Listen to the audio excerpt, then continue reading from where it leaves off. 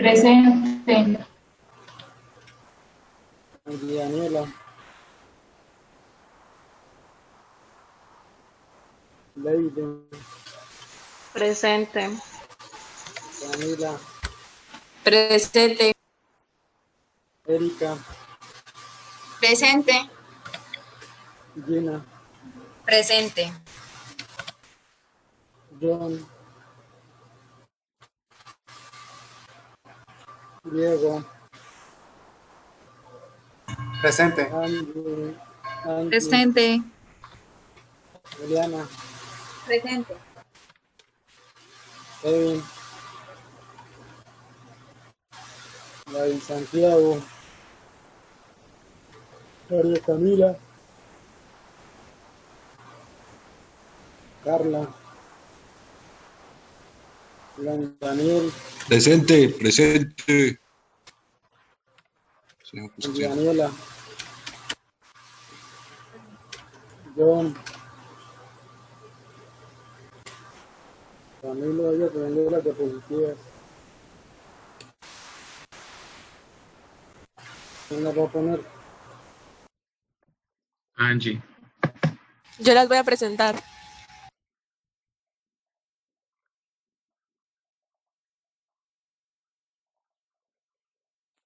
Creo que ya.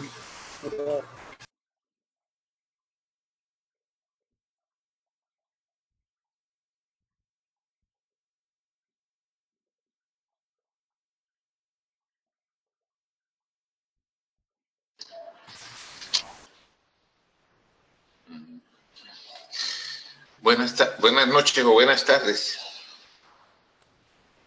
¿Me oyen? Sí, doctor, buenas tardes, ¿cómo está? Bien. Cuando ustedes dispongan.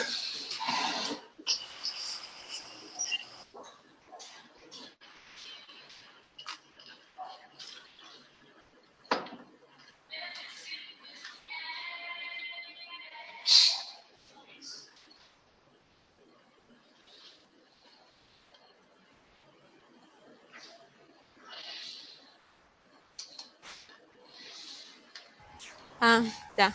Es que no sabía cómo activar el sonido aquí. ¿Ahí me pueden escuchar? Sí. Bueno. No la oigo bien. Bueno. Entonces el día de hoy vamos a hablar de fibromialgia, mi compañero Camilo Castañeda y quien les habla, Angie Castro. Entonces comenzamos con la definición. La fibromialgia es una enfermedad crónica que pues se va a caracterizar por dolor musculoesquelético generalizado y también por una hipersensibilidad. Esta hipersensibilidad va a estar dada por dos síntomas importantes que van a ser la alodinia y la hiperalgesia. Entonces, para recordar, la alodinia pues va a ser aquel estímulo pues ya sea mecánico o térmico que pues en condiciones normales es indoloro, pero en estos pacientes pues va a llegar a ser doloroso, como por ejemplo el roce de un algodón sobre la piel, ¿sí? Y la hiperalgesia pues entonces va a ser un estímulo que en este caso sí es doloroso en condiciones normales, como por ejemplo un pinchazo o un pellizco, pero esto va a llegar a ser bastante doloroso e incluso intolerable para el paciente.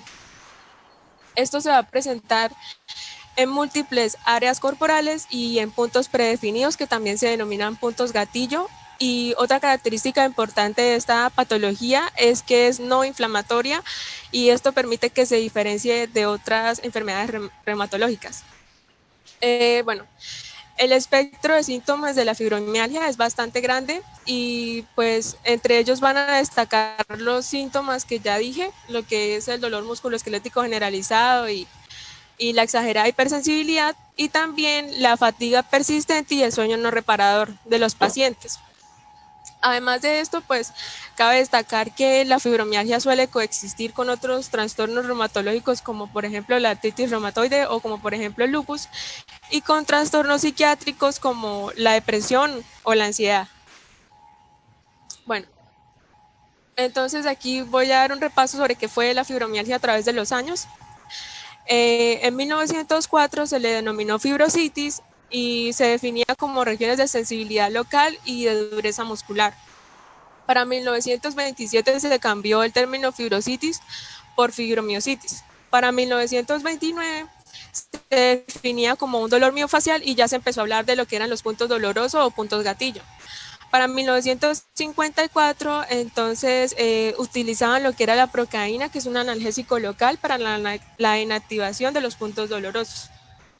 Para 1977, entonces, se empezaron, para la década de los 70 se empezó a utilizar el término de fibromialgia, gracias a los estudios de estos dos investigadores, que son Smith y Moldovsky, y se idearon como los primeros criterios a partir de sus observaciones. Ya en 1990 entonces se reunió una comisión de expertos que fue el Colegio Americano de Reumatología, que creó los primeros criterios de 1991 que se utilizaron criterios unificados para poder diagnosticar la enfermedad como tal. En la epidemiología, entonces, tenemos que la fibromialgia es la causa más común de dolor crónico generalizado y además de esto también es la causa más común de dolor musculoesquelético en mujeres entre los 20 y los 55 años. Entonces, la relación mujer-hombre anteriormente era de 8 a 9 mujeres por cada hombre, es decir, afectaba principalmente al sexo femenino. Pero en la actualidad la relación ha disminuido de 5 mujeres por cada hombre. La edad media de aparición de la fibromialgia va a ser entre los 30 y los 50 años. Y ya hablando de la prevalencia, entonces se dice que la prevalencia de la fibromialgia en los adultos varía del 5 al 12%. Va a aumentar con la edad. Aquí como podemos ver la gráfica, la prevalencia pues va a aumentar entre los 50 y los 59 años de edad. Y va a haber una edad en la que empieza a disminuir, que va a ser de los 80 años en adelante. La prevalencia en los niños y los adolescentes va a variar entre el 1% hasta el 6.2%. En la etiología tenemos que, pues, como ya lo expliqué anteriormente, las mujeres son las más afectadas por esta enfermedad. La predisposición familiar, entonces tener un familiar de primer grado hace que la persona sea 8 veces más propensa a padecer fibromialgia. También hay factores estresantes que pues esta es una etiología bastante importante y es que la fibromialgia puede estar desencadenada por factores estresantes como por ejemplo síndromes dolorosos periféricos, como las enfermedades reumatoideas. También infecciones virales como el virus del Epstein-Barr o la hepatitis viral, etc. También eventos adversos en la vida temprana, como lo son, por ejemplo, la violencia intrafamiliar, como lo son, por ejemplo, las violaciones sexuales. También traumatismos, como accidentes vehiculares o las guerras, o haber presenciado una guerra. Factores estresantes psicosociales, como el estrés actual laboral debido a las exigencias laborales, también antecedentes de algún trastorno psiquiátrico como depresión o ansiedad. Entre estos pues podemos añadir cualquier factor que genere estrés, como por ejemplo las deudas y este tipo de cosas que podemos ver día a día. Doctora, Sí, señor. Rebeca, quiero, los que han votado se los he comentado. Aquí cabría el término causa ambiental, porque hay una región, aquí en Norte de Santander, la provincia de Los Caros, o sea, la provincia de Ocaña, la gran mayoría de las personas o pacientes de sexo femenino que consultan al reumatólogo, a una medicina interna, padecen de fibromialgia. Se han hecho estudios y no han podido aclarar la causa o motivo, no sé si es la cebolla, el virus o no sé alguna otra cosa, pero es muy, muy, muy frecuente, es alta la frecuencia de la fibromialgia en la provincia de Ocaña. Siga, doctora. Gracias. Sí, señor. Entonces, siguiendo con la fisiopatología, como sabemos, pues la fibromialgia no tiene algo como estrictamente establecido en cuanto a la fisiopatología, pero hay teorías que entre las más importantes destacan la disfunción de la modulación central del dolor. Entonces aquí va a intervenir lo que es el sistema nervioso central. Para poder entender esto, primero que todo debemos saber qué son los nociceptores. Entonces los nociceptores son receptores que se van a activar con estímulos nocivos, como su mismo nombre lo dice, o estímulos dolorosos. Entonces, estos receptores tienen un umbral al cual pues se van a activar, y lo que sucede entonces con la fibromialgia es que este umbral va a disminuir, y al disminuir entonces lo que produce es que sea mucho más fácil que estos nociceptores se vayan a activar, así que un estímulo pequeño pueda activarlo. Entonces, bueno, el estímulo viaja al asta posterior de la médula, y del asta posterior de la médula este va a ser transportado al sistema nervioso central gracias a la vía nociceptiva ascendente. Entonces vemos que esta vía nociceptiva ascendente va a estar alterada en la fibromialgia. ¿Por qué? Porque los neurotransmisores que se encargan de llevar el estímulo en la vía nociceptiva ascendente, que son la sustancia P, el glutamato, los aminoácidos excitadores, el factor de crecimiento nervioso, van a estar aumentados, ¿sí? Después de que el estímulo es llevado al sistema nervioso central, este va a ser procesado en el encéfalo, y después de que este estímulo es procesado, entonces se va a producir un estímulo eferente, el cual es dado por la vía inhibitoria descendente, que es una vía que produce una analgesia endógena, porque va a atenuar el estímulo doloroso en el asta posterior de la médula. Esta vía inhibitoria descendente también va a estar alterada en la fibromialgia, porque los neurotransmisores que intervienen aquí van a estar disminuidos, como la norepinefrina, la serotonina, la dopamina, etc. Bueno, otras de las teorías que podemos encontrar en la fisiopatología va a ser que en algunos pacientes se encontró, gracias a la resonancia magnética, que habían anormalidades en algunas áreas del cerebro implicadas en el procesamiento del dolor y de las emociones, como por ejemplo la amígdala y el tálamo.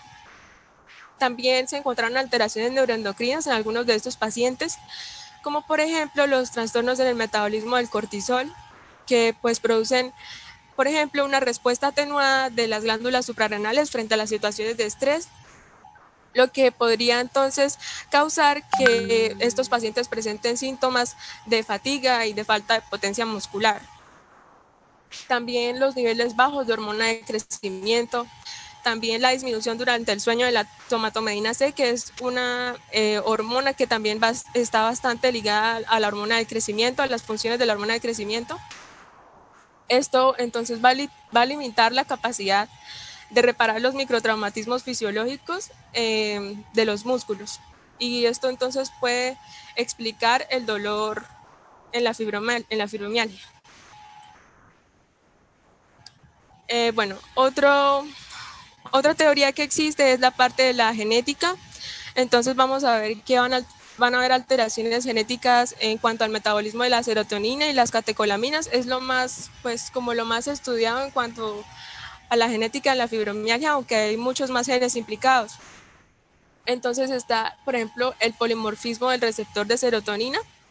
Este receptor, que es el 5-HT2A, es uno de los subtipos de los receptores de serotonina.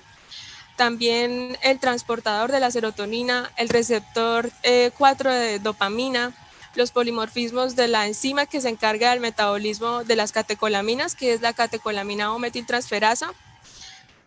Bueno, y otra teoría que también está es la parte de las alteraciones del ritmo del sueño.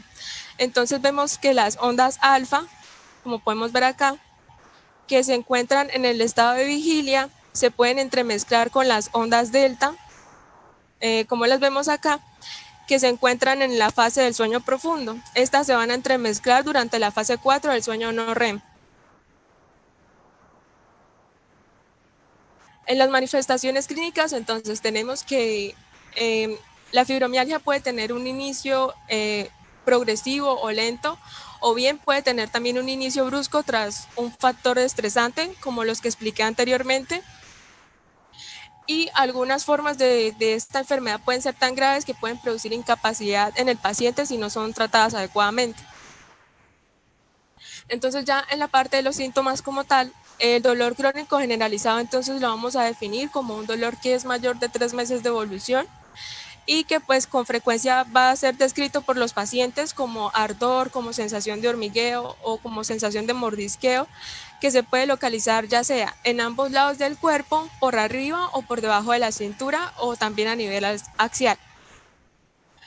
Otros síntomas importantes que van a presentar estos pacientes van a ser pues la fatiga, que se va a manifestar desde que el paciente se despierta y también se puede exacerbar con el ejercicio o con cualquier situación de estrés o con el frío. Esto pues también acompañado del sueño no reparador, que provoca pues que el paciente desde que se despierta se sienta adolorido o pues coloquialmente decirlo como aporreado. A la exploración física, entonces vamos a ver que estos pacientes por lo general tienen una exploración física normal, salvo pues la excepción de la hipersensibilidad, que como ya dije pues se presenta con alodinia e hiperalgesia. Otros de los síntomas, como les expliqué al principio, el espectro de síntomas de la fibromialgia es bastante amplio, son muchos, pero pues les voy a explicar como los más importantes. Está la ansiedad y los trastornos del ánimo. Entonces está la ansiedad, la depresión, la anedonia que se define como aquel estímulo que pues antes generaba satisfacción o placer, pero para estas personas pues ya no se presenta.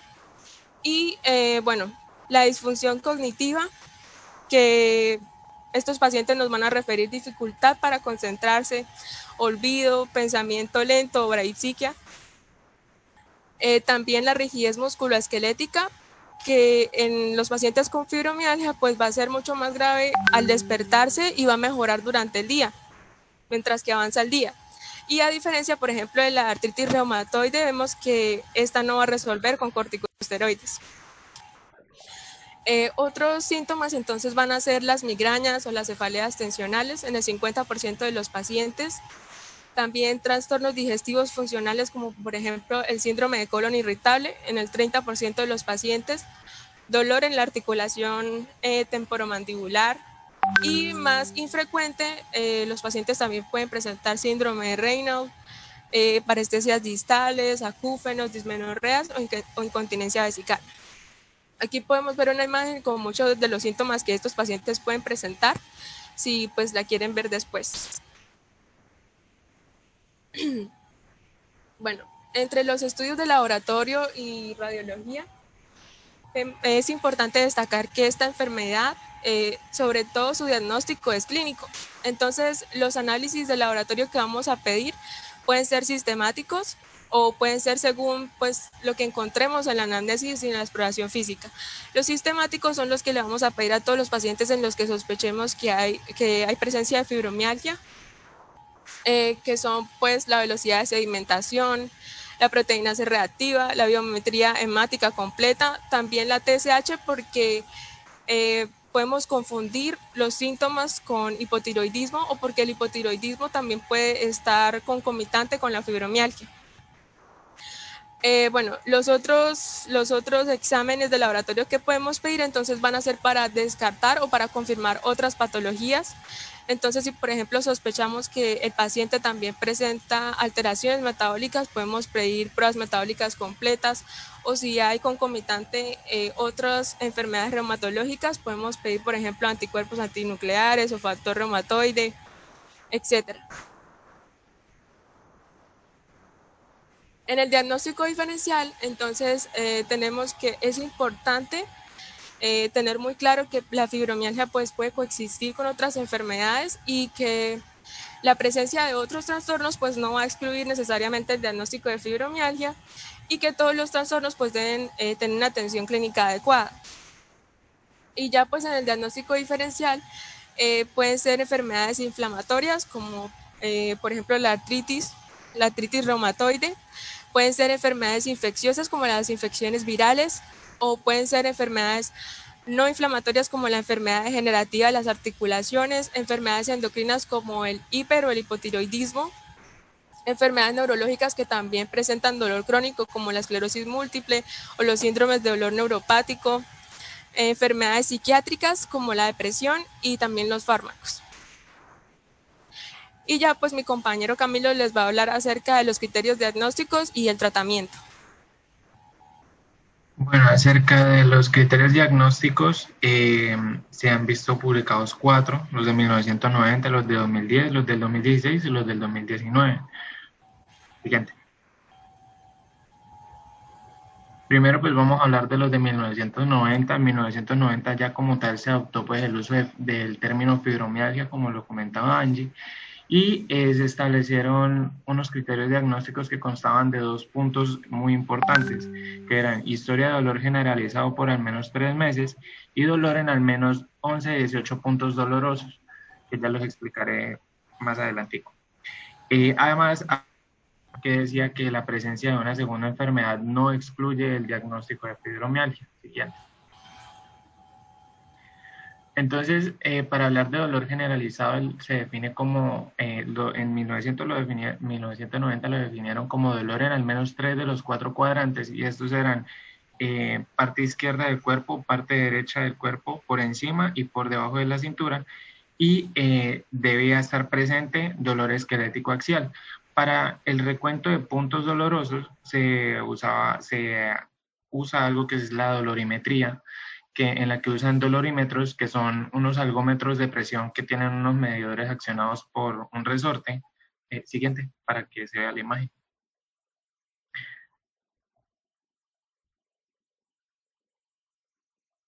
Entonces, pues, esos son los dolorímetros en los que se ejerce una presión de 1 kilogramo, no antecito. Gracias. De 1 kilogramo, y pues se iba aumentando la presión hasta que el paciente indicara que le dolía. El siguiente, ahora sí. Entonces, pues, se usó un sistema de puntuación para graduar la severidad de este dolor, en el que 0 era que no presentaba dolor, 1 era que el dolor era medio, 2 moderado, 3 severo y ya 4 inaguantable, que ya el paciente era prácticamente intocable. Y pues estos eran los 18 puntos dolorosos, en los cuales se contaba lado y lado, en el occipucio, en el trapecio, en el supraespinoso, en los glúteos, en los trocánteres mayores, en la parte cervical anterior, o sea, en la cara anterior de los espacios intertransversos de S5 y de AC7, en las segundas costillas, en los epicóndilos laterales y en las rodillas. Siguiente. ¿Cuáles eran los problemas de este criterio? Que el recuento de puntos sensibles muy pocas veces se realizaba en la atención primaria, y que cuando se realizaba se hacía mal. Que muchos médicos, pues ya que muchos médicos no sabían cómo se hacía el examen de puntos sensibles, y muchos otros pues simplemente no lo querían hacer y se negaban a hacerlo. Siguiente.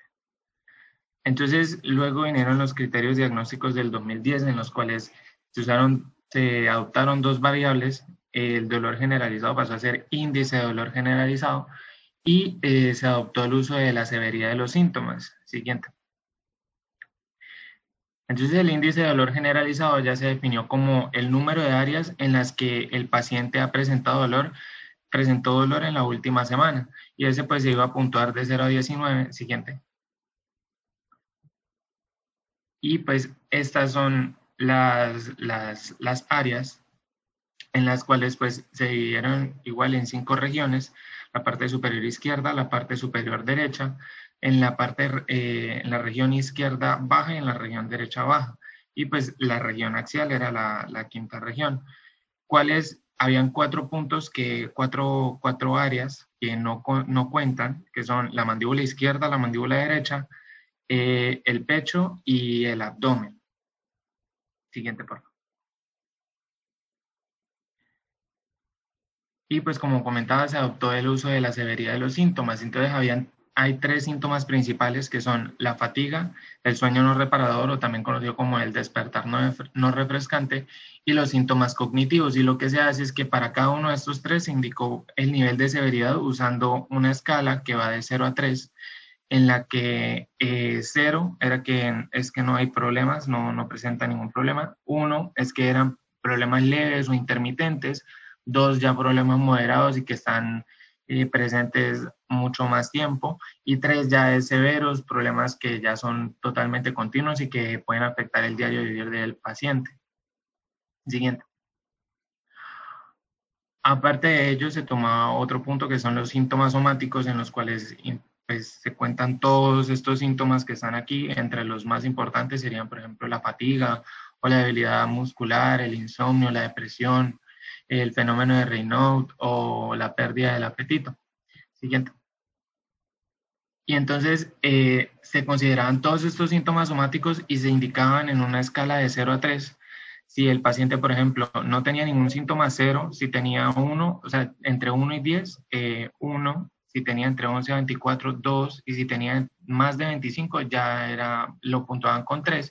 Y entonces, ¿cómo se obtenía el valor de la severidad de los síntomas? Se sumaban los 3 síntomas que hablamos al inicio, que serían los 3 puntos de fatiga, los 3 puntos de sueño no reparador y los 3 puntos de síntomas cognitivos, más el valor que nos diera los síntomas somáticos, y pues la puntuación final debe estar entre 0 y 12.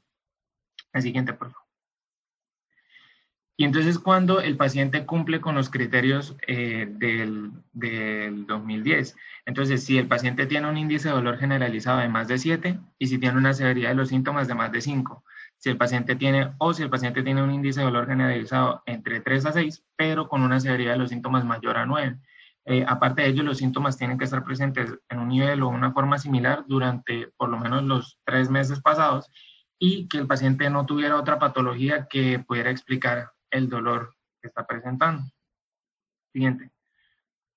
Luego de ello, en el 2016 se publicaron otros criterios en los que se mantenía el índice de dolor generalizado y la severidad de los síntomas se transformó en escala de severidad de los síntomas, en la que se mantenía lo mismo, los 3 síntomas iniciales, que eran fatiga, sueño no reparador y trastornos cognitivos, y lo que se cambiaron fueron los síntomas somáticos. Entonces, lo que se hizo fue que se sumó entre dolor de cabeza, que equivalía a 1 punto, dolores o calambres en la parte inferior del abdomen, que equivalía a otro punto, y depresión, que equivalía a otro punto, y tenían que estar, que estuvieran presentes durante los 6 meses anteriores.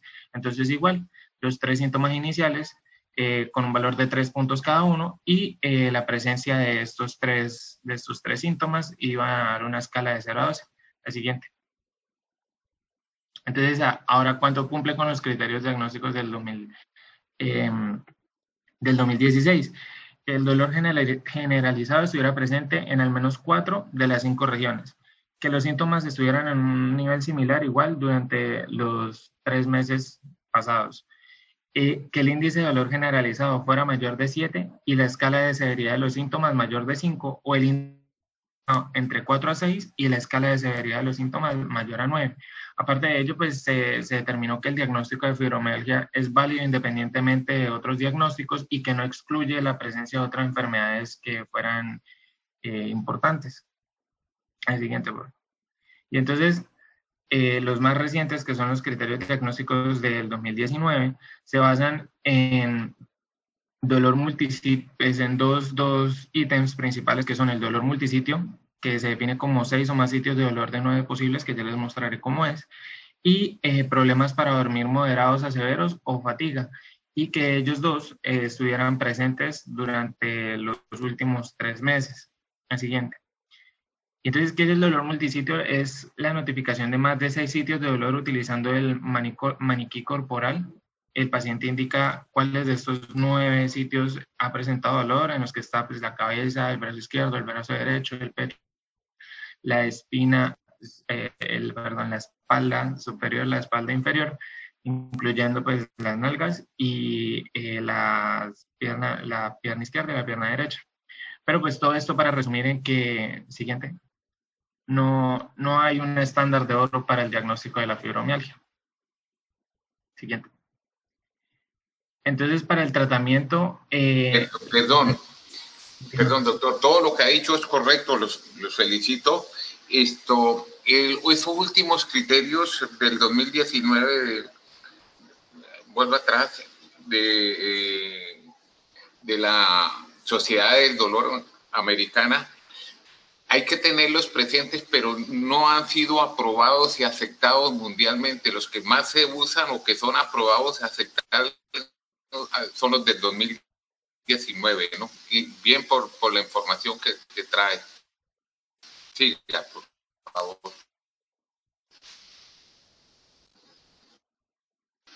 que el tratamiento, que lo primero es proporcionarle, darle al paciente la información sobre la afección que él tiene, informarlo bien acerca de qué es la fibromialgia y qué se espera de la evolución de la enfermedad, y etcétera. Enfocarse principalmente en mejorar la calidad de vida del paciente, primero centrarse en el manejo no farmacológico y luego sí centrarse en el manejo farmacológico. Bien. Entonces, para el manejo no farmacológico hay que mencionar que esta es una enfermedad en la que hay que apoyarse mucho en otras profesiones, como por ejemplo en la psicología o en la fisioterapia o en la terapia ocupacional. Para el manejo no farmacológico, por ejemplo, se ha visto que la acupuntura o la hidroterapia o la espaterapia pueden mejorar la calidad de vida porque mejoran el dolor y disminuyen la fatiga, que mediante, por ejemplo, en la psicología, el uso de la terapia cognitivo-conductual puede reducir el dolor y puede mejorar la discapacidad de estos pacientes y pues mejorar también su día a día. Se ha recomendado también el como natación y etcétera. La meditación, porque la meditación puede ayudar mucho también en la fatiga y a mejorar la calidad del sueño del paciente. Y luego sí comenzamos a hablar del manejo no farmacológico, como Perdón, el paciente, doctor. pues lo que va a presentar principalmente. Dígame. Perdón, disculpe, doctor Camilo. Y quiero que les quede claro, el éxito del tratamiento está en la empatía que usted logre tener con el paciente. Hay que saberlo oír y hablar lo necesario para no permitir entrar en conflicto, en discusión con el paciente. Siga, doctor. Una cosita, es que la reunión ya se va a terminar en 1 minuto y pues en 1 minuto, pues ya me falta poquito. Pero... tiempo. Volvemos, entonces dejémoslo ahí y nos conectamos luego. 325 miligramos cada 8 horas, y en caso de que ya no responda el paracetamol y sea muy extremo, por ejemplo, puede usarse el tramadol a 37.5 miligramos 4 veces al día. También para ayudar al manejo del dolor y también ayudar al sueño, se pueden usar anticonvulsivantes moduladores de los canales de calcio dependientes de voltaje, como la gabapentina. De la gabapentina sí no sé la dosis, doctor, si me podría ayudar.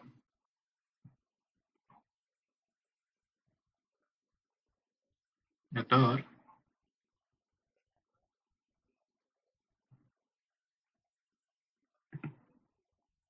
¿No ha entrado? Camilo, ¿me repite la pregunta? Que si me podría ayudar con la dosis de la gabapentina. Se deben empezar ambos, tanto la pregabalina como gabapentina, dosis bajas, generalmente en 50-75 la pregabalina, ir incrementando cada 4 o 8 semanas al doble, 75, 150 y 300. El gabapentin viene de 300 y 400 miligramos, se debe empezar con 300 miligramos día y se incrementa hasta 1200 miligramos día. No lo he usado máximo, he usado 400. Sí. Gracias. Al siguiente. También se pueden usar antidepresivos inhibidores selectivos de la recaptación de serotonina y adrenalina, como la amitriptilina, para reducir el dolor y también ayudar en los trastornos del sueño, de 10 a 50 miligramos día durante 8 a 24 semanas, o la duloxetina, o el minocipran, también la ciclobenzaprina, que también puede funcionar como relajante muscular, se puede usar de 10 a 40 miligramos durante 2 a 24 semanas. El siguiente. Y pues también relajantes musculares para ayudar también con el dolor, uno bastante conocido como el metocarbamol, 1 gramo 4 veces al día, o pues la ciclobenzaprina, que ya la mencioné. También otros inductores del sueño, y estos son bastante comerciales, la melatonina y la valeriana. El paciente puede tomar pues media pastillita, una pastillita, un par de horas antes de acostarse, y ellas pues ayudan a inducir el sueño. Y el clonazepam, aunque no encontré mucho sobre ello. Y pues aparte de todo lo que ya había mencionado, pues hay que apoyarse en otras especialidades, como por ejemplo la psicología, la terapia ocupacional o la fisioterapia, pues para el manejo de estos pacientes. Estas son las referencias que utilizamos. Vuelva atrás, por favor. Esa. En cuanto a los inductores del sueño, uno que se usa mucho está la trazodona, viene tabletas de 50 miligramos. En ocasiones tienen tanto componente psiquiátrico que es recomendable ofrecerle al paciente que si acepta que sea tratado por el médico psiquiatra, porque hay que sabérselo decir. Si uno entra, lo voy a mandar al psiquiatra con componentes que tienes de este tipo, pues no lo va a aceptar y se va a sentir ofendido y se va a poner agresivo y grosero. Entonces hay que saberle preguntar, decirle: usted, señor o señora, aceptaría que lo vea otro especialista que nos va a ayudar mucho, y de una vez con el hecho de decirle así: sí, doctor, entonces lo remite. Es básico y tiene éxito uno rotundo cuando logra que el paciente haga ejercicio aeróbicos, por ejemplo, caminar, nadar o montar en cicla son los más indicados, pero cualquier tipo de ejercicio, si usted logra que el paciente haga ejercicio, lleva mucha ganancia y muy buena respuesta va a tener con ello. La mayoría lo rechaza y lo justifica, porque se escudan en el dolor que lo van a tener como ganancia para no hacer nada en casa, y acostumbrados a que les hagan todo, les tengan lástima, porque es el tipo de personalidad. Sí. ¿Algún comentario, alguna pregunta? Es una patología que actualmente más del 40-50% de la consulta externa de reumatología se debe a este motivo, a la fibromialgia, y en medicina interna se ve muchísimo. No todo lo que vemos es fibromialgia, ni todas tampoco dejar de pensar en ellas. Muchas veces nos equivocamos haciendo diagnósticos equivocados. Es bueno apoyarnos en el diagnóstico con los paraclínicos. Si no tienen preguntas, los felicito a los doctores que expusieron muy completo el tema. No sé si tengan buena. Felicitaciones a los dos. Si tienen alguna pregunta, algún comentario. Salud, Gina. Si tienen algún comentario o pregunta.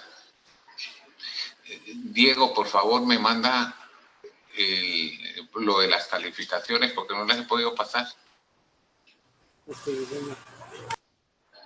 Bueno, si no hay preguntas,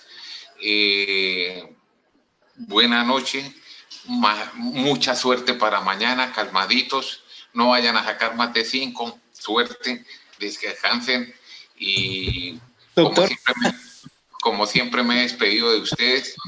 Cuídense, muchachos, y cuidan ustedes, cuidan a los suyos, a los papás y a los demás familiares. Hasta mañana. Suerte mañana. Doctor, una pregunta. ¿Siempre vamos a usar mismo tratamiento o en algunos casos puede variar dependiendo de otras enfermedades o otras morbilidades que tenga el paciente? Si es primario, en ese orden que lo dio el doctor Camilo.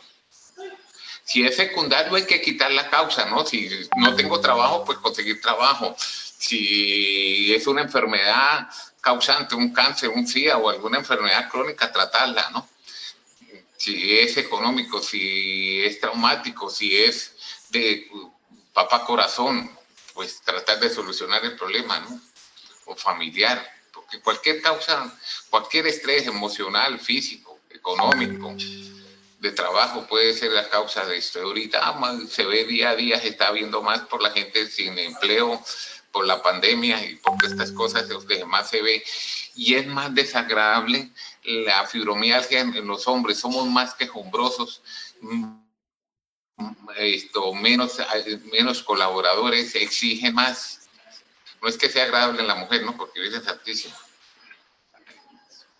Con 2 pacientes que tenga uno de fibromialgia al día está hecho.